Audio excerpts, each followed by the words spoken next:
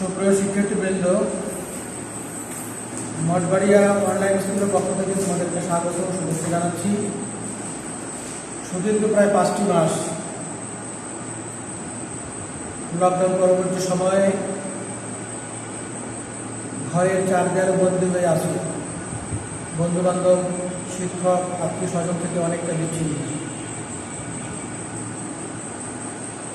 সময় কাটছে না, পাঠ্য বই থেকে পাঠ গ্রহণ থেকে অনেকটা দূরে সরে আছে। স্বাভাবিকভাবে মন ভালো থাকার কথা না, তারপরেও আশা করছি তোমরা ভালো আছো, ভালো ছিলে। আমি অনলাইন ক্লাসের আজকে 7ম শ্রেণীর বাংলাদেশের বিশ্ব পরিচয় বইয়ের 8ম অধ্যায় থেকে আজকে বাংলাদেশের জনসংখ্যা বৃদ্ধির কারণ, জনসংখ্যার সমস্যা ও জনসংখ্যা কীভাবে জনসম্পদ রূপান্তর করা যায় এর উপরে পাঠ্য বইয়ের আলোকে পাঠ উপস্থাপন করব। আশা করছি তোমরা ক্লাসের গ্রুপে যারা আসো আমার সাথেই থাকবে। তোমরা ইতিমধ্যে, আমি মোহাম্মদ আব্দুল জব্বার শেখ, সহকারী শিক্ষক নতুন ইনস্টিটিউশন মঠবাড়িয়া। ইতিমধ্যে তোমরা লক্ষ্য করেছো আমি ব্ল্যাকবোর্ডে একটা চার্ট উপস্থাপন করেছি। চার্টে বাংলাদেশের জনসংখ্যার উপরে কিছু তথ্য এখানে দেওয়া আছে। তবে তথ্যগুলোর উপরে পর্যায়ক্রমিক ও ধারাবাহিকভাবে কথা বলবো। তোমরা বোঝার চেষ্টা করবে এবং যদি মনে করো যে কোনো বিষয় নোট নিতে হবে তার নোট খাতায় লিখে রাখবে। আমি প্রথমে বাংলাদেশের যে ভূখণ্ড 1,47,570 বর্গ কিলোমিটার, এই ভূখণ্ডের মধ্যে বাংলাদেশ 1971 সালে যখন স্বাধীন হয় তখন জনসংখ্যা ছিল 7.5 কোটি। সেখানেই থেমে নেই। আজ 7.5 কোটি থেকে প্রায় 17 কোটি জনসংখ্যা অধ্যুষিত বাংলাদেশ। বাংলাদেশের জনসংখ্যার যে ঘনত্ব পৃথিবীর ঘনবসতিপূর্ণ অনেক দেশের মধ্যে একটি অন্যতম দেশ। তোমরা চার্টে লক্ষ্য করে দেখবে যা আরও কয়েকটি দেশে জনসংখ্যার ঘনত্ব এখানে দেওয়া আছে। তার মধ্যে মালদ্বীপ, যেখানে প্রতি বর্গ কিলোমিটার ভূখণ্ডের মধ্যে 1,426 জন লোক বসবাস করে। সিঙ্গাপুরে বসবাস করে 8,232 জন। বাংলাদেশে বসবাস করে প্রতি বর্গ কিলোমিটার ভূখণ্ডের মধ্যে 1,252 জন। ভারতে বসবাস করে 445 জন, শ্রীলঙ্কায় 338 জন এবং জাপানে 348 জন। আমরা যদি পাশাপাশি তুলনা করি তাহলে দেখা যাবে জাপান, শ্রীলঙ্কা এবং ভারত এই 3টি দেশের সমান সংখ্যক জনসংখ্যা বাংলাদেশের প্রতি বর্গ কিলোমিটার এলাকায় বা ভূখণ্ডে বসবাস করে। সুতরাং আমরা অল্পতেই বুঝতে পারি যে বাংলাদেশের জনসংখ্যার ঘনত্ব কত। আর এই ঘন বসতিপূর্ণ বাংলাদেশের জনসংখ্যার যে বৃদ্ধির হার, তা প্রতি বছর, প্রতি মাস, প্রতি ক্ষণে যেভাবে বৃদ্ধি পাচ্ছে। একটি পরিসংখ্যানে দেখা গেছে যে বাংলাদেশে এক বছরে 25 লক্ষ শিশু জন্মগ্রহণ করে। পক্ষান্তরে প্রতি বছর মারা যায় 6 লক্ষ মানুষ। এখান থেকে 25 থেকে 6 লক্ষ বাদ দিয়ে প্রায় 19 লক্ষ লোক প্রতি বছর বেড়েই চলছে। আর তার ধারাবাহিকতা আজকের সংখ্যা 17 বা তার চেয়ে হয়তো অধিক হবে, 17 বা কোটি বা তার চেয়ে অধিক হবে বাংলাদেশের জনসংখ্যা। বাংলাদেশের জনসংখ্যা বৃদ্ধিজনিত কারণে বাংলাদেশের যে সমস্যাগুলো আছে সেই সমস্যাগুলো আমরা পর্যায়ক্রমে আলোচনা করব। তার আগে আমি যে বিষয়টি তোমাদের সামনে স্পষ্ট করতে চাই সেটি হলো বাংলাদেশের যে জনগণ একটি আর যে মঠবাড়িয়ার কাছে ঢাকায় অথবা আজ থেকে রাজশাহীতে পরবর্তী শ্রীরামপুর, এভাবে বাংলাদেশের অভ্যন্তরে বিভিন্ন সময় তারা এক স্থান থেকে অন্য স্থানে স্থানান্তরিত হয়। এর পিছনে অনেক কারণ আছে। সে কারণ কর্মসংস্থানের জন্য হতে পারে, এটা হতে পারে বসবাসের সুবিধাজনিত কারণে। তো কেউ এর জন্য কেউ গ্রাম থেকে শহরে যায়, কেউ শহর থেকে গ্রামে আসে, আবার কেউ শহর থেকে শহরে, আবার কেউ গ্রাম থেকে গ্রামে, এভাবে বিভিন্ন জায়গায় এই দেশের অভ্যন্তরে এক জায়গা থেকে আর এক জায়গায় এই যে স্থানান্তরিত হয় সমাজবিজ্ঞানের ভাষায় এটাকে বলা হয় অভ্যন্তরীণ স্থানান্তর। তো বাংলাদেশের এই ভূখণ্ডের মধ্যে যে এক জায়গা থেকে আরেক জায়গায় যে স্থানান্তরিত হয়, এই স্থানান্তরের মাধ্যমে বিভিন্ন কারণ আছে। তো সে কারণ আমি একটু বললাম, সেটা কর্মসংস্থান হতে পারে, আবাসিক সুবিধার জন্য হতে পারে। আমি সাম্প্রতিককালের বন্যার কথা বলতে পারি, সাম্প্রতিককালের করোনার কথা বলতে পারি। এই করোনাজনিত কারণে আমরা লক্ষ্য করেছি রাজধানী থেকে অসংখ্য মানুষ গ্রামে ছুটে আসে। আবার এই করোনার পূর্বে আমাদের গ্রামের এক বিপুল সংখ্যক নারী শ্রমিক যারা, অথবা পুরুষদের মধ্য থেকেও এক বড় সংখ্যক লোক যারা কর্মসংস্থানের জন্য ঢাকার মতো বড় বড় শহরগুলো স্থানান্তরিত হয়েছে। তো এরকম কর্মসংস্থানের জন্য হতে পারে, আবাসিক সুবিধার জন্য হতে পারে, অন্যান্য কারণে হতে পারে। এভাবে যে দেশের অভ্যন্তরে এক স্থান থেকে অন্য স্থানে যে চলে যায়, এটাকে আমরা অভ্যন্তরীণ স্থানান্তর বলতে পারি। পাশাপাশি আন্তর্জাতিক স্থানান্তর। তো একটি স্বাধীন দেশ থেকে আরেকটা স্বাধীন দেশে মানুষ প্রবাস জীবনযাপন হতে পারে কর্মসংস্থান, হতে পারে নাগরিকত্ব গ্রহণ। এরকম বিভিন্ন কারণে মানুষ এক দেশ থেকে আরেক দেশে যায়। আমাদের দেশ থেকেও বিশ্বের বিভিন্ন স্বাধীন রাষ্ট্রে কেউ নাগরিকত্ব অর্জনের জন্য যায়, কেউ কর্মসংস্থানের জন্য যায়, আবার কেউ রাজনৈতিক আশ্রয় নেওয়ার জন্য যায়, কেউ চিকিৎসা গ্রহণের জন্য যায়। এমনিভাবে বিভিন্ন কারণে এক দেশ থেকে আরেক দেশে এভাবে জনগণ যায়। এই যাওয়াটাকে বা এই যে স্থানান্তরকে আন্তর্জাতিক স্থানান্তর বলা হয়।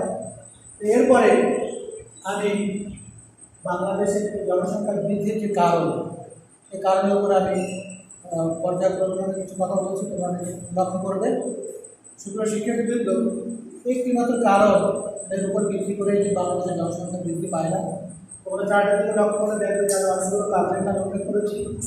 প্রথম যে কারণটি সেটি হলো জন্ম মৃত্যু হার। বাংলাদেশে আমি একটু আগে তোমাদের সামনে উল্লেখ করেছি, তোমরা হয়তো খেয়াল করেছি যে বাংলাদেশে প্রতি বছর 25 লক্ষ শিশু জন্মগ্রহণ করে। পক্ষান্তরে প্রতি বছর বাংলাদেশের লোক মারা যায় 6 লক্ষ।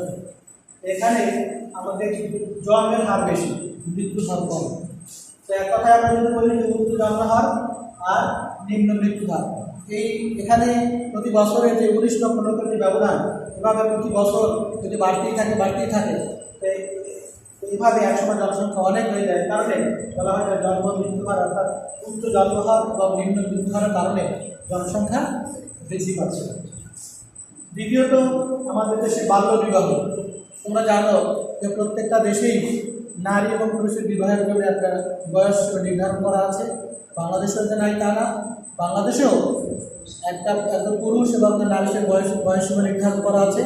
সেক্ষেত্রে সেই বয়সে উপনীত হওয়ার পূর্বেই যদি কোনো ছেলে বা কোনো মেয়ের বিবাহ হয়, সেই বিবাহটাকে আমাদের সমাজবিজ্ঞানীরা এটাকে বাল্যবিবাহ বলে থাকেন। বাল্যবিবাহ আমাদের বাংলাদেশ সংবিধান অনুযায়ী এখানে নিষিদ্ধ। যদি কেউ করে সে আইনত দণ্ডনীয়। তারপরেও মাঝে মধ্যে যে হয় না, তার আইনের ফাঁক করে অনেকে বাল্যবিবাহ চলছে। যদিও বাংলাদেশ সরকার তা রোধ করার জন্য আইন করে তার বিভিন্ন ব্যবস্থা গ্রহণ করেছেন। এই বাল্যবিবাহের কারণে অপ্রাপ্ত বয়স্ক অবস্থায় এই বিবাহ দেখা যেত জনসংখ্যা বৃদ্ধি পায়। দ্বিতীয়ত, বহুবিবাহ। মানুষ সাধারণত একটি বিবাহ করেই অনেকে সন্তুষ্ট থাকে না। পরিবেশগত কারণে, মানসিকতার কারণে, রুচিবোধের কারণে, অন্যান্য বিভিন্ন কারণও থাকতে পারে। সেই কারণে মানুষ অনেক সময় বহু বিবাহ করে থাকে। একই সময় একের অধিক স্ত্রী, বাংলাদেশের খেয়াল করে দেখা যাবে যে এরকমের অনেক ফ্যামিলি আছে। এই বহু বিবাহের কারণেও বাংলাদেশের জনসংখ্যা দিন দিন বৃদ্ধি পাচ্ছে। ধর্মীয় কুসংস্কার, ধর্মীয় রীতিনীতি কে সামনে নিয়ে অনেকে তার বক্তব্য, ধর্মীয় রীতিতে যেহেতু আছে যে পৃথিবীতে কেউ যদি আসতে চায় তাকে বাধা দেওয়ার কোনো সুযোগ নাই, সে আসবেই। সুতরাং সে অন্য কোনো নীতিও দিক খেয়াল না করে এই নীতি পালন করতে গিয়ে দেখা যায় এক্ষেত্রে অনেক সময় জনসংখ্যা বৃদ্ধি হচ্ছে। বাংলাদেশ সরকার রাষ্ট্রীয়ভাবে জনসংখ্যাকে নিয়ন্ত্রণ করার জন্য স্বাস্থ্য পরিবার এবং কল্যাণ মন্ত্রণালয়ের মাধ্যমে আধুনিক জন্ম নিয়ন্ত্রণ পদ্ধতি চালু করা আছে, কিন্তু সেই পদ্ধতিগুলো সঠিক সময় সঠিকভাবে অনেকেই এটা গ্রহণ করছে না বা প্রয়োগ করছে না, যে কারণে এতেও জনসংখ্যা বৃদ্ধি হচ্ছে। আমাদের দেশে অনেক মা বাবার মেয়ে সন্তান আছে, কিন্তু একটি পুত্র সন্তান একান্তই প্রয়োজন। পুত্র সন্তানের আকাঙ্ক্ষা, প্রত্যাশা, এজন্য জনসংখ্যা বৃদ্ধি আর একটি কারণ।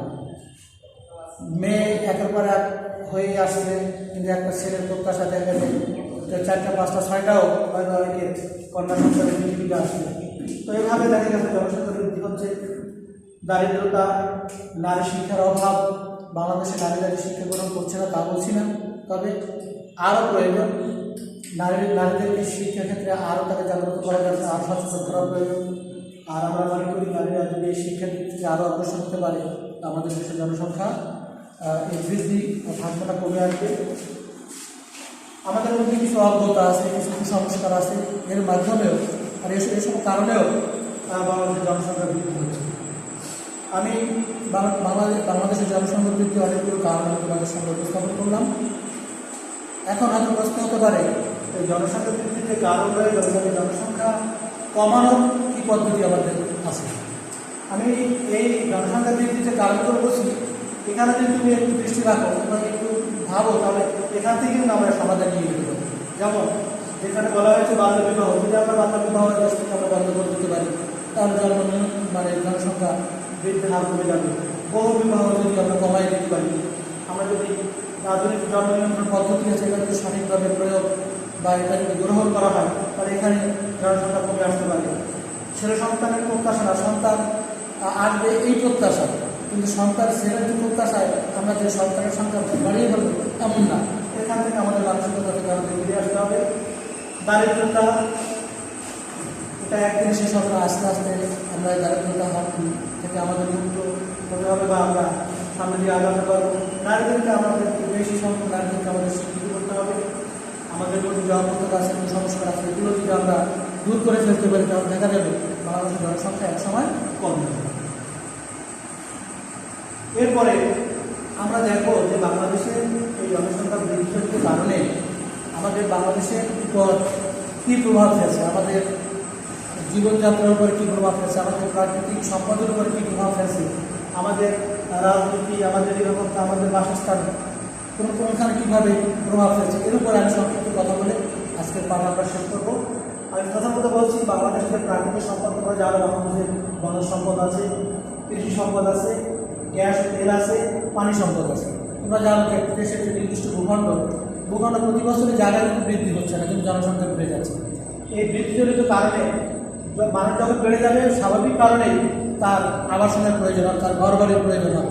আর ঘরবাড়ি তৈরি করতে গেলে সবাই তো বিল্ডিং করবে এমন না, আর বিল্ডিং করতে গেলে সেখানে জায়গার প্রয়োজন। তো ঘর বাড়ি করতে গেলে আসবাবপত্র করতে গেলে সেখানে কাঠের প্রয়োজন, আর কাঠ তো বন থেকে এসে কাঠ হবে। সুতরাং যখন জনসংখ্যা বেড়ে যাবে, বন থেকে কাঠ সংগ্রহ, কাঠের ব্যবহার বেড়ে যাবে, স্বাভাবিকভাবে এই বনজ সম্পদের উপর তখন একটা প্রভাব পড়বে। পাশাপাশি কৃষি জমি, আবাসিক বাড়ি করতে গেলে, ঘর করতে গেলে সেখানে জায়গার প্রয়োজন হবে। প্রতিদিন যদি নতুন নতুন বাড়ি এই কৃষি জমির উপর হলে তাকে দেখা যাবে একসময় কৃষি জমি থাকবে না, সব বাড়ি হয়ে যাবে। এই কারণে কৃষি জমির উপরে প্রভাব পড়বে। গ্যাস তেল আমাদের দেশের খনিজ সম্পদ, এই খনিজ সম্পদ এটা দিন দিন বেড়ে যাচ্ছে এমন না। তো তারপরে যেভাবে জনসংখ্যা বাড়বে, তার পরিবহন বাড়বে, তার অন্যান্য সুযোগ সুবিধা বেড়ে যাবে, সেখানে গ্যাস তেলও তার তো চাহিদা তখন বেড়ে যাবে। পানি সম্পদ আমরা লক্ষ্য করছি বড় বড় শহরের দিকে, যেখানে শিল্প কলকারখানা আছে, ওই শিল্প কলকারখানার যে বর্জ্য তার নিষ্কাশনের বা স্বাস্থ্যসম্মত এবং পরিবেশসম্মত কোনো ব্যবস্থা না থাকায় ছোট ছোট নদী বা খাল থেকে সেই বর্জ্যগুলো যখন নদীতে এসে বা পানির সাথে মিলে যায়, তখন দেখা যায় যে পানি বাংলাদেশের তখন সেই সুপ্রিয় পানির অভাব দেখা দেয়। মানুষ তখন বিশুদ্ধ পানি সে পান করতে পারে না। তোমরা যদি একটু লক্ষ্য করো, বাংলাদেশের হয়তো কার্তিক বা অগ্রহায়ণ মাস থেকে যদি আমরা বেশ 5-6 মাস যদি বাচ্চারা করে ঢাকা যাও আর বুড়িগঙ্গা নদীর দিকে খেয়াল করতে দেখবা বুড়িগঙ্গা নদীর পানির যে দৃশ্য, যা না যায় খাওয়া, না যায় ব্যবহার করা। সুতরাং এগুলো কিসের কারণ হলো ওই যে বড় বড় শিল্প কলকারখানা যে বর্জ্য পানি দিবে, তো ওই পানি তখন আর পানির উপযোগী থাকে না ব্যবহার উপযোগী। এমনকি ওই পানিতে যে মাছ চাষ করা হয় বা মাছ বসবাস করে, সেই মাছও তখন স্বাভাবিক পরিবেশ হারায়, মাছও সেখানে আর বেশি থাকতে পারে না। তো প্রাকৃতিক সম্পদের উপর এভাবে এই জনসংখ্যা বেড়ে গেলে তার একটা প্রভাব পড়ে। পাশাপাশি আমরা শিক্ষাক্ষেত্রে, স্বাস্থ্যক্ষেত্রে, খাদ্য, বস্ত্র, বাসস্থান, নিরাপত্তা, বিনোদন, সামাজিক ক্ষেত্রে, রাজনৈতিক ক্ষেত্রে, আমাদের অর্থনৈতিক ক্ষেত্রেও এর একটা বড় রকমের প্রভাব পড়ে এই জনসংখ্যা। তবে বাংলাদেশের জনসংখ্যা যেভাবে বেড়েই যাবে, হয়তো সার কম বা বেশি, কিন্তু রোধ করা মানুষের পক্ষে কতটা সম্ভব এটা তোমরা নিজেই বুঝতে পারো। এখানে তারা আমরা কী করবো? হ্যাঁ, এখানে আমাদের একটি সুন্দর ব্যবস্থা আমরা গ্রহণ করতে পারি। জনসংখ্যাকে যদি আমরা সমস্যা মনে না করি, তাহলে আমরা সমস্যা মনে না করে এই জনসংখ্যাকে যদি আমরা সম্পদে রূপান্তরিত করতে পারি, তাহলে এই দেশ যে এখানে জনসংখ্যার সমস্যা বলা হয়, এই সমস্যা না হয় একদিন সম্পদের রূপ নেবে দেশ, আবার সে দেশ হবে বাংলাদেশ একটি উন্নত কীভাবে আমরা করতে পারি? আমরা বাংলাদেশের জনসংখ্যাকে প্রত্যেকটি জনগণ তার সক্ষমতা, তার ধারণ ক্ষমতা, তার রুচিবোধ, তার মানসিকতা এক নয়। তো লেখাপড়ার ক্ষেত্রেও আমরা দেখছি কেউ ইঞ্জিনিয়ারিংয়ের দিকে তার মন, কেউ ডাক্তারের দিকে মন, কেউ সাহিত্যের দিকে মন, কেউ দর্শনের দিকে মন। তো যার মানসিকতা যেদিকে ভালো কাজ করে আমরা সেই দিকে তাকে যদি দক্ষ করে তুলতে পারি, সে প্রশিক্ষণের মাধ্যমে হোক, শিক্ষার মাধ্যমে হোক, আধুনিক প্রযুক্তির মাধ্যমে হোক, তাহলে দেখা যাবে ওই জনসংখ্যা একসময় জনসম্পদের রূপ থেকে আমরা যদি একটু পরিসংখ্যানে যাই, বাংলাদেশ এই 17 কোটি লোকের দেশ হলেও প্রায় 2 কোটির মতো মানুষ সারা পৃথিবীর বিভিন্ন রাষ্ট্রে তারা প্রবাস জীবনযাপন করছে, প্রবাস তাদের কর্মসংস্থানের কাজ করছে, তারা রেমিটেন্স পাঠাচ্ছে। এই বৈদেশিক মুদ্রার মাধ্যমে বাংলাদেশের অর্থনীতি সমৃদ্ধ হচ্ছে। তো এরা কীভাবে পারল? তারা যে যেখানে ছিল সে অবস্থান থেকে সে প্রশিক্ষণের মাধ্যমে, শিক্ষার মাধ্যমে, প্রযুক্তির মাধ্যমে হোক, সে নিজেকে দক্ষ করে আজ বিদেশে মাটিতে বসে সব অর্থ উপার্জন করছে। তো এভাবে আমরা যদি এই জনসংখ্যাকে জনশক্তিতে পর্যায়ক্রমিকভাবে, ধারাবাহিকভাবে এবং সুপরিকল্পিতভাবে আমরা যদি সামনের দিকে এগিয়ে যেতে পারি, আমাদের বাংলাদেশ এভাবে আর আজকে যেমন মধ্যম আয়ের দেশের দিকে অবসর হচ্ছে, একদিন উন্নত দেশ হবে, সেটা তাতে আমাদের খুব বেশি অপেক্ষা করতে হবে না। তো ধন্যবাদ। এতক্ষণ ক্লাস রুমের যে শিক্ষার্থীবৃন্দ তোমরা আমার পাঠে অংশগ্রহণ করেছো এবং তোমাদেরকে ধন্যবাদ জানাই। আর পরবর্তী ক্লাসে আমাদের সাথেই থাকবে প্রত্যাশা রেখে আজকের ক্লাস এখানে শেষ করছি। ধন্যবাদ সবাইকে। সেই ভিডিও